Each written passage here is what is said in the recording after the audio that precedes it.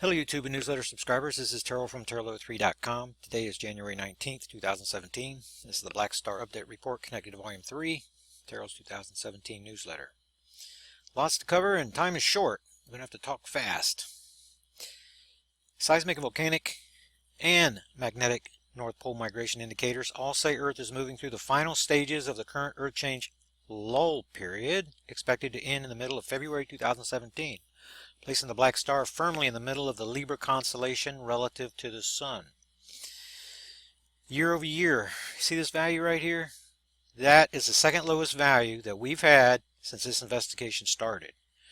The other value, the only time this was beaten, was in the 2 weeks, the second week after Solomon Island, February 6, 2013, when the Pacific Ocean Ring of Fire tectonic volcanic dynamic reset took place. Very key. Whenever you see something like this right here happen, this isn't just USGS lying. Whenever I show you the global, you're going to be able to see a pattern that's disturbing. This is the word that's showing up more and more in my commentaries, disturbing. Now, yeah, that's the disturbing part because it's so low, pointing to what's coming.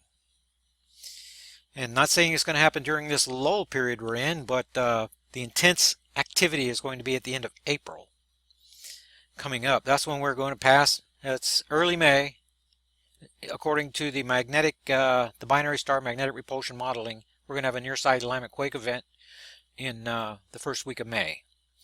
And the magnetic pole migration model says that we're going to have a crossing event in around May the 20th. So there's we still have to get beyond outside orbit position here, the 90-degree angle, and in the solar system to find the bottom of this chart, to find the bottom of these seismic values, and then we're going to know more.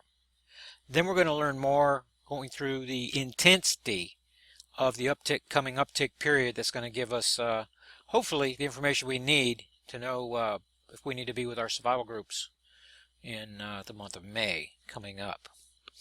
So looking at the bottom of the chart, this is the 7.3 Philippines event. That was 613 kilometers below the surface. That is adding energy to that magma plume formation that is now global. Wait till you see this, what's going on, this report. This 182 right here, this may be the second lowest value in the last, where's that, 183, really close right here, but you see we got really low on the indicator quakes again, back in here. And leading up to, see when you had this low, leading up to this wad of sevens. No sevens, well, we had a couple up here, and even at outside orbit position, whenever we started this uptick period, but then that calmed down to a whole bunch of zeros. We had this little red action right here, the values dropping really, really low, and then that set off a series of sevens that came even through the lull period. See, the backside alignment quake event is back here with New Zealand. And we see evidence of the lull looking at these earthquake events, 300, 232, 196. This is the kind of activity you see when you're entering a lull. 49 at the high, 33, 21, then you get the bounce because we dropped down to just below the weekly average right here. So we had to have a bounce that was coming, and it came with these larger quakes right here. So this is a disturbing sign right here, and you're going to see the phrase magma plume used in this report more than any other, with the exception maybe of volume 28 of last year, and again the secondary update on that was in volume 42. This is going to be real close, and going through the lull period, that's why this is more disturbing, the rebounding. So the charts wouldn't fit up here, so we got the new volcanic eruptions. And look very closely at these Russia, Indonesia, Fox Islands is up in the Aleutian chain, Vanuatu back in the origination zone. All of this activity is associated with this northern magma plume corridor. Show it to you right over here. Now, this is not what you usually see. This is 1 month going backwards, so you got a full month here, and we're looking at everything that is 4.5 and above. There's a reason for doing this, because this magma plume activity that you see, this wad of quakes over here, This is the origination zone right over here. This is the magma plume activity that's coming across and shooting up, and you can see the terminal end. You can see it right here in Mexico. That's what I've been saying. See this dead area in between? You're starting to get these fives in the between here because this magma plume activity is already pushed under Cascadia. It's already there. It's just because we're going through a lull period that you don't realize it yet. But this right here is the outline of that corridor. This is the origination zone right here, where you had the 7.3. This is it. You can see an arm reaching out this way, an arm reaching north that way, and this arm reaching across the Pacific. And what's happened is this activity, notice more activity around Antarctica? That's because this activity has shifted south. This magma plume activity deep in Earth transition zone, we no longer are seeing the line straight across like we used to. This activity and the breaking up of this ice. Well, why do you think the ice is breaking up? Look at what's going on around. This is sending shock waves across the continent from every side because this magma plume activity is becoming a global phenomenon. This is where it's most intense, right here, and this is where you're seeing the volcanic eruption activity. There's one over here in Peru. The rest of it's all right here in this cursor, all of it. It's right here. The reason is because the origination zone being right here and these arms that are going across, I haven't even talked about that other one yet. But this is a really long arm that the terminal end reaches over here. It's really long. So the reverberation that goes back and forth has a long way to go. Not the case up here. This is very short relative to the size of these other arms. I'm going to show you the Pacific Ocean here in a minute. It's from here to the end. This is very short. So the intensity of these reverberating waves ricocheting back and forth are maintaining. That's within the buoyancy barriers. It's within a corridor deep inside the Earth. But as these waves are passing by, the horns on the magma plume formation are being decompressed as the wave leaves and then recompressed to suddenly rise, suddenly, as the waves pop back through. That's what's causing a lot of these events like this. Like this. We've seen a rash of these out here. And that's what you're seeing down here, the fives. These are generally going to be a 5.1, 5.3, 5.7 earthquake like you're seeing right here. Now let's start back over here in the origination zone, right here. This line, just like you have a magma plume arm reaching north and east across the Pacific, you've got another one that runs right across through here. Wham! Responsible for this activity, responsible for what you're seeing here in Italy, right here. This terminating end for the last few years has been here at Gibraltar. You're going to see that in my commentary a lot too. Okay. Usually we do not see this mid-Atlantic ridge activity until the uptick period. Once Gibraltar kicks off with a few 4s and 5s, then you see this kick up. The reason that you're seeing this activity along the mid-Atlantic ridge is because of the reverberation that's going on inside these magma plume corridors. Up here, bouncing back. Across here, bouncing back. Across here, the terminal end and bouncing back. Big activity right here, big circles, just like you're seeing over here. Not quite, of course, the intensity of the Pacific Ocean Ring of Fire, but very similar activity coming across this way. And with the terminal end being near to Gibraltar and going through the lull period, the retreat is creating this activity right here, Italy. So they're saying they don't know what's causing it. It's being caused by what's happening in Indonesia over here and the arm, the magma plume arm that's reaching across. Now look at this picture right here. This should be a little bit disturbing to you because this southern wave that's coming across is actually connecting. Yes, there is an arm that's going up here. You can see the activity. But this right here is the other arm that's reaching across. So the arms reaching out, there are now 4 of them. From right here. One reaching this way, one reaching this way. One reaching this way, one reaching down this way. Terminal end here, terminal end here. This activity and this activity is going to collide. Similar, not as badly as what is projected for right here. Whenever you start looking at the depths of these guys, getting this off the ground, you can see that what's happening to our south here in the United States with this deep activity, just like up here. So just imagine what happens whenever this and this happens here, because these terminal ends of these magma plume formations are going to reach one another, and when they do, they're going to collide, and when they do that, then the buoyancy barriers are going to be tested. Push, push. Is it going to push, find a way around, or is it around the terminal ends, or are those ends going to burst? Because no longer is this just pressure coming from inside.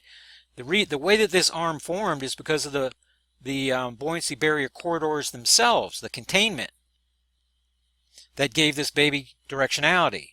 The terminal end keeps getting pushed, push, push, push, and that's what created the corridor.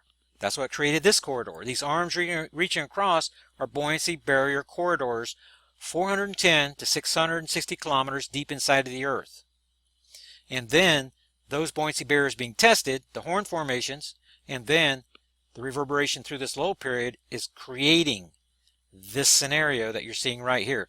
So what's happened with our planet is the tectonic, volcanic dynamic has changed from what it was before 2004, before the 9.3 Sumatra quake, right over here in the in the origination zone. That's about the time the black star made magnetic portal connection to our planet to set off a series of events that have become dominoes that are falling. Where this stack of dominoes and this stack of dominoes come together is going to be right here. You're already seeing precursor quakes saying what's going to happen. I was under the impression that the terminal end was remaining here, but it's not.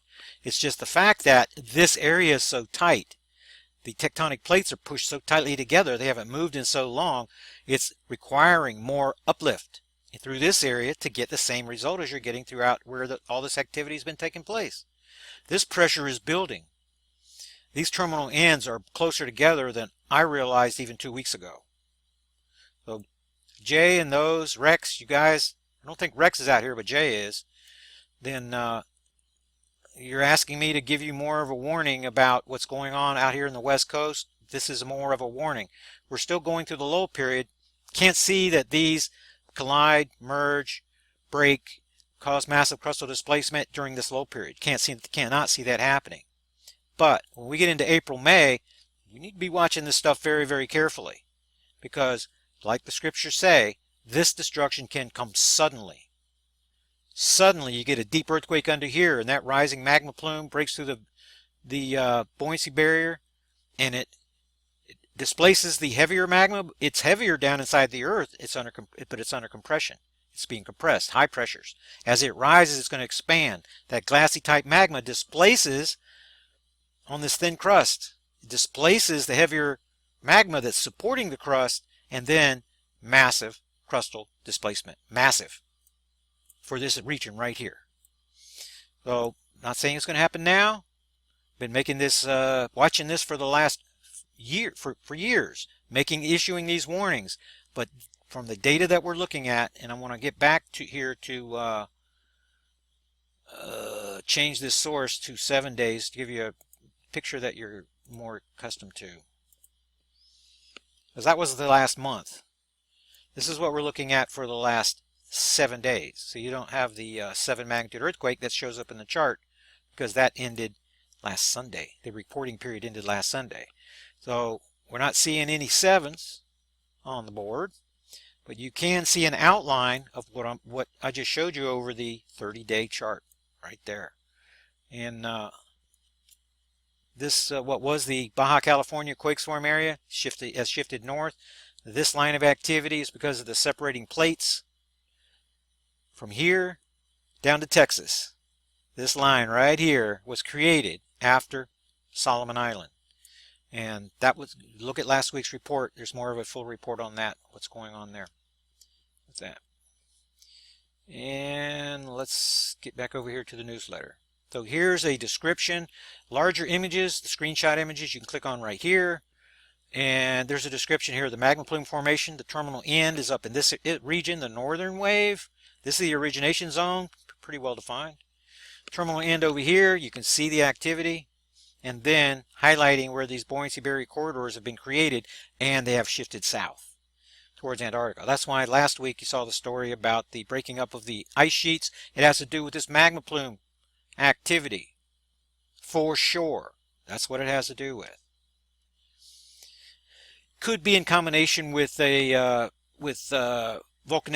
and other, rising gases. I mean, when you start increasing the temperature under ice, and then you get water, then you get steam, then you get different kinds of activity that can take place inside of a contained environment. But this cracking and stuff like that, as these big earthquakes get closer and closer, they're pushing further and further south, it's going to influence Antarctica more as you're moving forward. So this here's just what you just heard, commentary. Then the magnetic pole migration.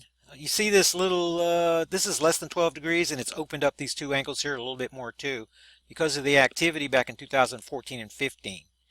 But this is a 12-degree angle from last year to this year. That's what I'm more concerned about. This gives you the history for the last few years. Well-defined.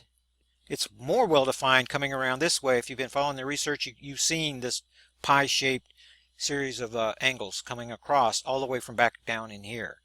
And we're going to see if this 12-degree differential continues until we get to our alignment event, which is going to be our near side alignment event comes along this line right here. Backside alignment's over there, near side alignment's here. We're coming up on the 90-degree angle position to the black star and the sun, and that is on this side right over here too. When you look at the dates over here, see August, you see in summer and winter, right? The spring and the fall go this way. So another disturbing pattern. This tells me that if this was the only model we had, then we would be preparing for a May 20th, 2017 black star / magnetically induced geological pole shift. That's what this data is saying right here. The binary star magnetic repulsion modeling still says that we're going to have a May the 2nd, 3rd, or 4th black star alignment, and that's going to give us another near side alignment quake event.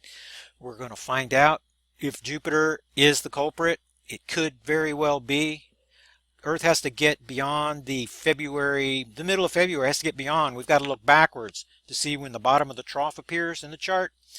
If we go back up to the chart, I can show you what it's going to look like. We already know what it's going to look like ahead of time when you get to these O's. This is when we get, let's go to the solar system. Check this part of it out. Come in just a little bit closer. Then the Libra constellation is right here. Near side alignments are taking place. If you go back to 2012, they're happening over here. 2013, 14, 15, 16, right about in here. So when we got to our backside alignment in November 14th, 2016, the black star had progressed leftward to just about the center of Libra, and that's still going to be just about the center of Libra. You see how the ecliptic cuts Libra in half there?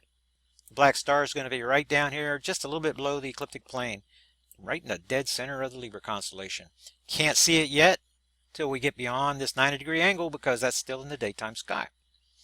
When we reach the 90, and that will be when you get just about to the 12th.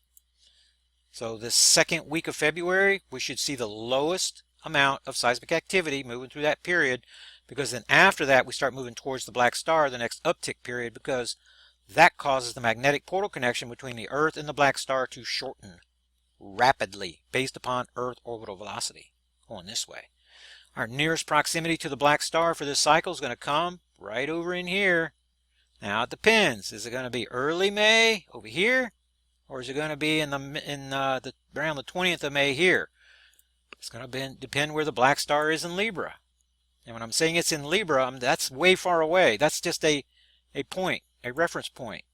The black star, and also there was some debate about, there's questions, saying that the black stars between Jupiter and Saturn means relative to the Sun and Libra. That has nothing to do with how far it's away from the Earth orbit path. The best data so far says that it's near Mars' orbit path. I know that sounds really, really close, doesn't it? That's why the Earth is responding in the way that it is. We're dealing with an object that's likely only 2 or 3 kilometers in diameter. Has powerful magnetic polarity. It is siphoning its energy from the sun. It's becoming stronger magnetically as it gets closer and closer and closer to the sun, because it's connected to the sun through a magnetic portal connection, just like the Earth, just like Jupiter, just like Saturn. Difference is, it's getting closer to the Earth and closer to the sun. As it's getting closer to the sun, it increases black star electromagnetic potential. The magnetic portal connection between the black star and the sun has internal conduits, active and passive. At each reconnection, because they connect and disconnect on regular cycles based on proximity, at each reconnection, there's a higher percentage of those black star sun magnetic internal conduits that switch over from passive to active state. That's what gives black star more electromagnetic potential as the sun appears to be weakening. The sun is weakening so near solar maximum because the black star is draining it of its energy. But the planets are still heating up. You're going to see stories in this newsletter about how the last 3 years are the hottest in recorded history, because the black star is closer to the Earth than it is Pluto, than it is the other planets, than it is Jupiter too, which means that it is giving us our fair share of electromagnetism. Jupiter is having an influence on solar system harmonics, right? So it could be going to cause what appears to be an alignment event to happen around May the 2nd over in this area, when in reality, according to the magnetic North Pole migration model, a catastrophic sudden destruction geological pole shift is going to take place around the 20th. That's possible. Thing to realize is that we're dealing with an anomaly that has tricked people for forever. And there are conflicts in the models. There is no way for me to know which one is correct. And after doing this for 6 years, there's no way. There's insufficient data for me to be able to do that. But we can say with which model is superior. That's going to be the binary star magnetic repulsion model. We know by the fact that this thing is slowing inbound orbital velocity to create a 188-day cycle that it has a magnetic repulsion relationship with our sun. That's a fact for this magnetic anomaly. But precisely this thing, black star, black dwarf star, magnetar type neutron star, it doesn't matter what the classification is. It's going to be an unclassified star, most likely. Anything that's that NASA has already cataloged, this thing's not going to fit the bill. For me, that's why a lot of astronomers never going to see this guy coming. People cannot wrap their head around the fact of 2 binary stars repelling one another. It's just not in their makeup. Generally, every object that you can see here, every comet, every asteroid increases inbound orbital velocity, reaching perihelion around the sun, and then it slows down. The moment it reaches perihelion, it begins slowing down orbital velocity until it reaches its minimum velocity on the far end of its orbit at aphelion position. That's the way the Earth, Saturn, that's the way all these guys, and that's the mindset of astronomers. That's the way they think. This magnetic repulsion thing was only discovered by me through a Canadian student that observed it using telescopes and distant solar systems. Without that little bit of information, we would be totally in the dark about what's going on. But Keith Hunter told me early on in this investigation, back in 2011 and 12, in our debates, that this object had to have a circular orbit in order to give us this regular seismic pattern. Like Saturn gives us a 189-day cycle, right? Jupiter gives us a natural 30-day cycle because of how it moves 30 degrees left in the orbit diagram per year. So when the Earth comes around, it takes 30 extra days to catch it. Natural cycle. Saturn, natural cycle too, because they're circular. The black star is giving us a footprint, a pattern, a seismic pattern, as if it's on a circular orbit, because it's slowing down as it gets in proportion to it getting closer to the sun. So it's coming in, but it's being repelled at the same time. It's transitioning from an elliptical orbit to a circular orbit as it's coming in, and The data seems to suggest, the evidence in this case, that Venus, that there's big reports in here about what's going on with this big wave going on in Venus. Right now, it's being influenced by something. Brand new stuff for NASA and for scientists. They're scratching their heads, which means we're on the case. But just myself just got exposed to this information just recently. I'm going to look it over and see how it could possibly. You need a lot of data to be able to draw conclusions on something like that if it's going to be this black star. So just want to give you a little more of a commentary on where Earth is in our position. This is where we are today, and this is the 90-degree position that Earth is moving towards right now. So we're still just under a month just under a month of lull period before the uptick period begins. And we start heading towards the sun rapidly and get over in this area, you guys are just going to say, wow, it's happening, just like the guy said. And it's going to be because of this shortening magnetic portal connection, nearing black star proximity. You think we're having a lot of volcanic eruptions now? Wait until we get around in this area. Because what we had this week is the low value for April of last year. And for a low period, we're looking at a value that is pretty darn high. 7 this week. But again, it's pretty restricted to the northern magma wave, the northern magma plume corridor that's in my cursor right there. Okay, so you got this part. Then, okay, just a little bit of survival group information, and this is going to be the final report on any Ozark survival group field operations. This little paragraph right here is it. And Chris is heading up the Ozarks survival group field operations. As per notification email sent out this week, allowing me to focus my attention on doing what I'm doing right here. It's impossible for one human being to do what Chris has to do and what I'm doing right here. It's impossible. Somebody's head's gonna explode. It's impossible. Chris is the right man for that job. Selected for his experience, his ability to motivate others, and he has his nose everywhere, like I do. And we had a little bit of difficulty whenever the finance committee needed to do their thing. And so my sickness was inhibiting me, my illness at the time was inhibiting me from being able to do very much. Even my own job now was suffering. So we had to have a little interim period, let the finance committee, do their thing. Now they're wrapping that up, and Chris is the man for the job. Now, this is extremely important. The members of this group must rally around the leadership. Recognizing the skill sets, the experience, the right people to put in the right place has been done. That's my job. Putting this group together just like all the other groups over the last few years. Okay? The group rallying around your leadership is the most important aspect of this survival group operation. Because without that, you're going to have divisions, you're going to have infighting, the kind of attacks that I've been going through.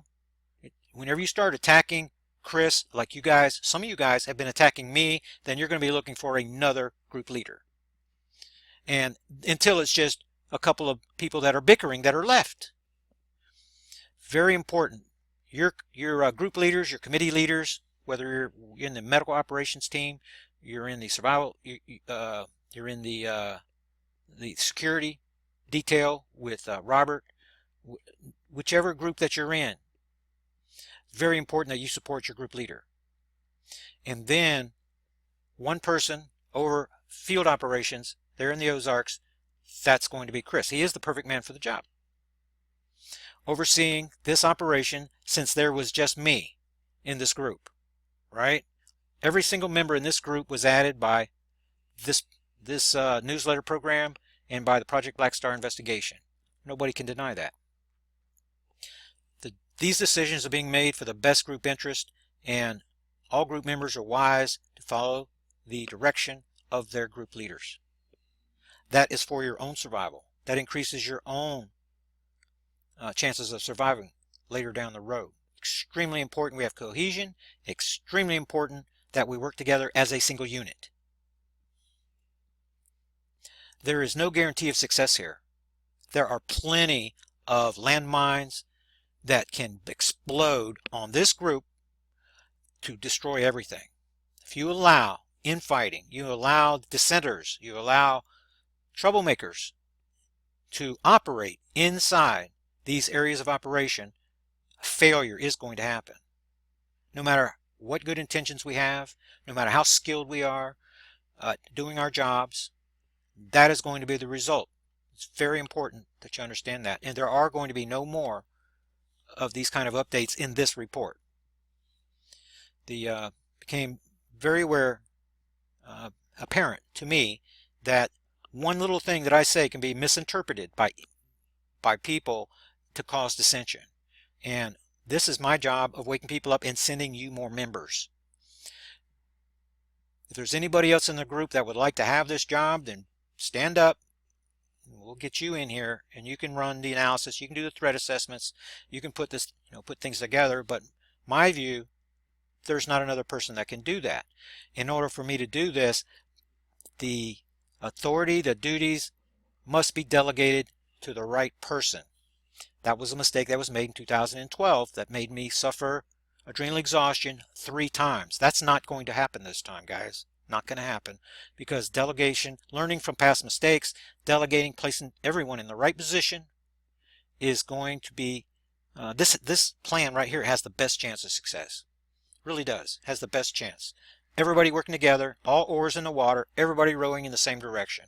When you see that guy pull his water out and start smacking somebody, that's the time for group leadership to stand up, get that individual straightened out or out of the group. We're running short on time. And that's the third element of our tripod: threat assessment, contingency planning, and executing plan on time. Any of those elements are taken out of the equation and failure is the result. Project supporters for this week include Tracy, Peter, Anthony, Barbara, Slate, Mike, William, David, Nathan, and May, John, Lyman, Brenda, Shannon, Wayne, Melinda, Pete, and Scott. They all hit the subscribe button at Terralo3.com. Now they have full subscriber benefits. For just $25 per year, they can send for their threat assessment. Please do me a favor when you subscribe, because more and more people are waking up to what's going on. When you subscribe and you write for your threat assessment information, please give me a general location. Doesn't, just a state is fine, but a general location, because if you write me asking what you need, I want to send you the information right now. So if you don't say where you're living, I'm assuming you're living in the United States and you're joining the Ozarks group program. Makes my job a lot easier. Just give me a general. Do not need anything specific. Just a general location, and then get that information to you. And then you receive the survivor group information with all the contact information for the group leadership and the members and where they fit into the program, so that you can find your place inside the survival group program, whether it's with the military contingent or with the doctors or whoever. Okay, and not going anywhere yet. Then there's another couple of key announcements here. Yeah, Richard, Andrew, Alan, and Peter renewed their subscriptions from previous years. No donations to report for this week. All subscribers should have now this is real important right here. Please write me if you fall into this category, because the 2017 notification emails to subscribers, not contributors yet, but just for subscribers, have been sent. If you have not received yours, you need to write me at the Gmail email address that is in your 2016 notification email. Write me there and say, please send 2017 notification, and then you'll receive it just as soon as that email is open. That's top priority to get you connected. Then remember that the first 4 newsletters, including this one, go into the 2016 Dropbox folder. We do that because we're all making a transition to 2017 folder. When everybody has got that, then you will see the 2016 information switched over to 2017. Okay, and that should happen this week. So make sure you get me that email if you have not received your notification email for whatever reason. If I messed up, or if perhaps a money order was sent and overlooked. It's a lot of work getting all these notifications out, and it is possible to click a wrong button, to make a mistake, and it's happened in previous years. It's possible that it's happened this year too. Just want to make sure that everybody has access to the information and we're all on the same page. Lots of good, I have to cut this here short. Lots of good questions and answer sessions here. And black star position in the solar system. And regarding atmosphere, good question by series of questions by Chris. Been in reality news links. And here's this structure in the Venus thing. This came out just yesterday. And I'm going to be looking more and more into that. I'd like to hear different views and get more evidence on it. Looks like it's going to have to do with a mountain formation, a tall mountain peak, and it's creating a bow shock type, a bow shock type of phenomenon from the circulating winds. That's going to be something along those lines. Is probably going to be the right answer to that. It's probably going to be solar wind driven, and then it's going to be because of this tall mountain peak that's in there. And could be my prediction for 2016 being the hottest in recorded history is going to come second. It looks like that they're saying now that 2014 is going to be warmer. It's going to depend who you talk to, and depending on the data that they've been accumulating. But this is about as far as we need to go on this Black Star Update report. The radio show for this afternoon is going to appear right here under 119.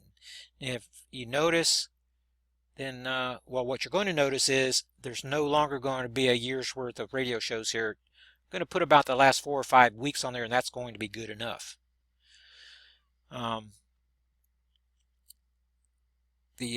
For people to be able to research what's been said recently, there's no reason for us to go back to January of 2015 for a radio show. Okay, and get more information on how to subscribe Taro's 2017 newsletter at tarolo3.com right here. $25 per year. That's not $25 per month. It's $25 per year. And there are tons of benefits. You get your threat assessment information. Just send me the request. Give me your general location. And then we can get you connected with these survival groups, whether you're connecting in Europe, Malaysia, or Australia, New Zealand, in Canada. Haven't heard much from the Canadian group lately, but there are options. You do not necessarily have to be in the United States in order to join a survival group. That's my Black Star Update report for today, and I'll see you on hopefully going to make some more Black Star news updates. There weren't so many this week because of notifications. It was wall to wall trying to get notifications out this week. So thank you guys again. Thank you for your support of the research. You guys are making the investigation and the survival group program possible through supporting this Project Black Star investigation. And I will see you on the next Black Star Update report.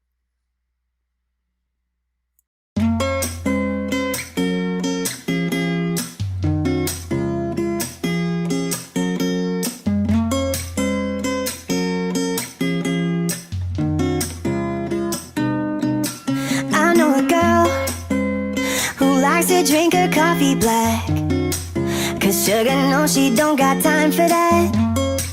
Leaves her desires at the welcome mat when she walks in. I know a boy who likes to keep his burner on. He's always running with no one to keep warm.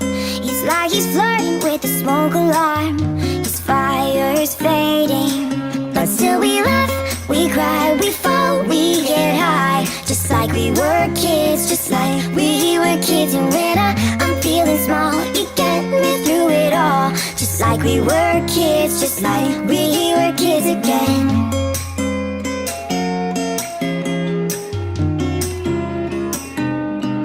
I know a girl who's never tried to settle down.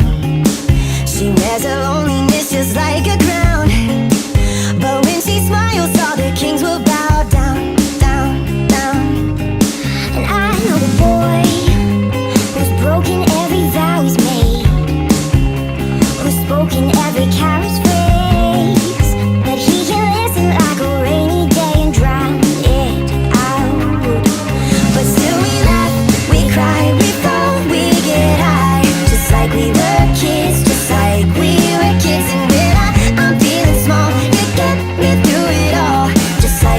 were kids, just like we were kids again. Just like we were kids, just like we were kids again. Just like we were kids, just like we were kids, just like we were kids again. We cry, we fall, we get high, just like we were kids, just like we were kids. And when I'm feeling small, you get me through it all, just like we were kids, just like we were kids. But still we laugh, we cry, we fall, we get high, just like we were kids, just like we were kids. And when I'm feeling small, you get me through it all, just like we were kids, just like we were kids again. Just like we were kids, just like we were kids again. Just like we were kids, just like we were kids, just like we were kids again. Just like we were kids, just like we were kids again. Just like we were kids, just like we were kids, just like we were kids again.